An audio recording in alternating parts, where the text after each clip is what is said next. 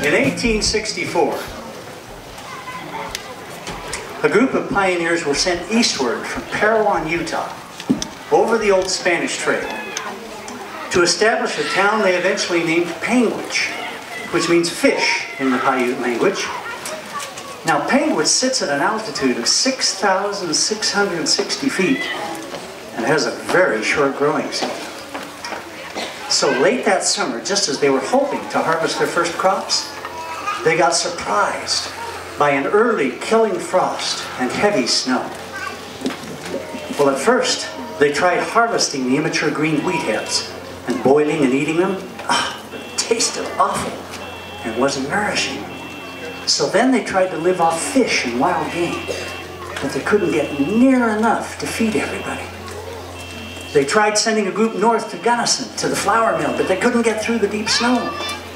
Their last hope to avoid starvation was to send a group westward over the old Spanish Trail again, back 40 miles and over the 8,100-foot mountain pass to Parowan, where there was another flour mill.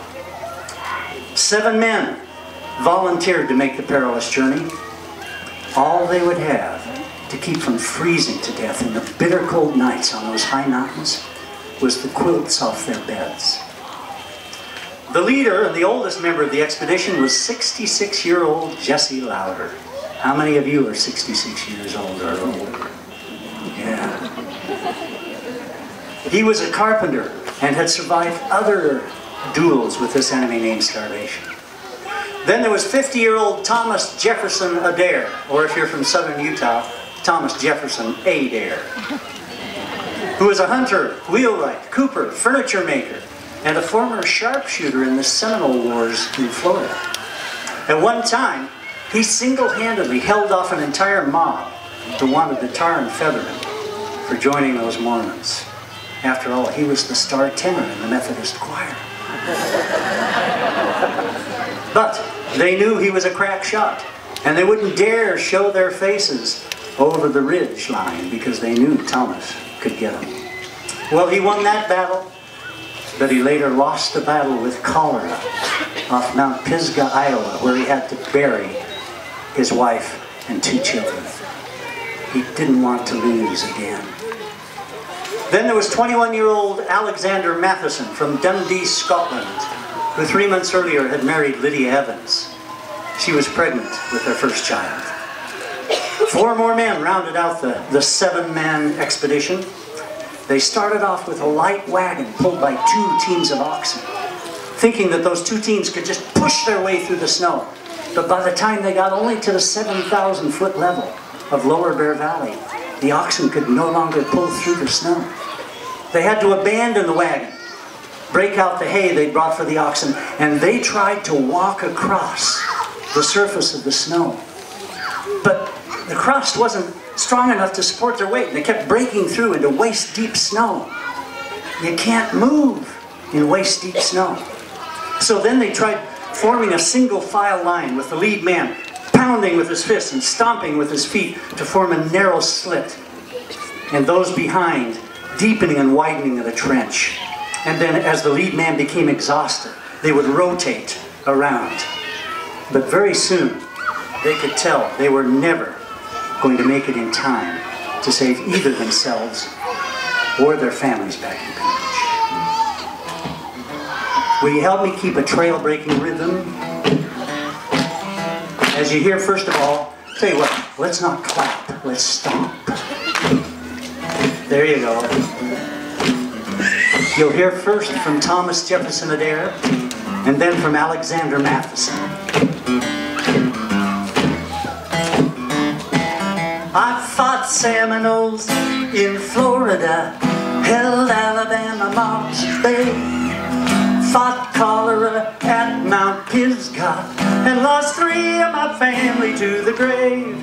But this enemy staring back at me makes me shake down to my bones. I'll lose Mary and all the children too. If we can't bring some food back home, won't you get us over this mountain, Lord, over this great divide? Part this this frozen sea, get me and my brothers to the other side. We trusted you in coming here, so won't you make the pathway clear? Won't you get us over this mountain, Lord? Don't let our journey end here.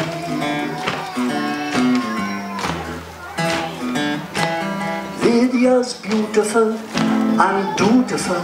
Aye, she means all the world to me. And leaving her 3 months pregnant was worse than leaving me home in Dundee.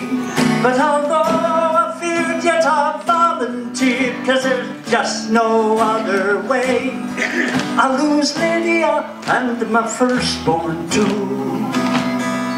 If we can't break more trail today, won't you get us over this mountain, Lord, over this great divide?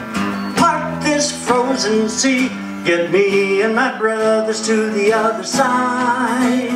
We trusted you in coming here, so won't you make the pathway clear? Won't you get us over this mountain, Lord? Don't let our journey end here.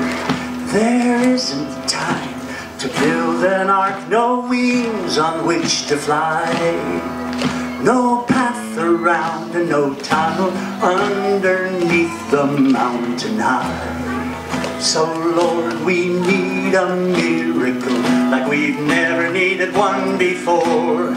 Like when Moses struck the rock, we need to walk on through to knock at salvation's door. Won't you get us over this mountain, Lord, over this great divide? Part this frozen sea, get me and my brothers to the other side. They trusted you in coming here, so won't you make the pathway clear? Won't you get us over this mountain, Lord? Don't let our journey end here.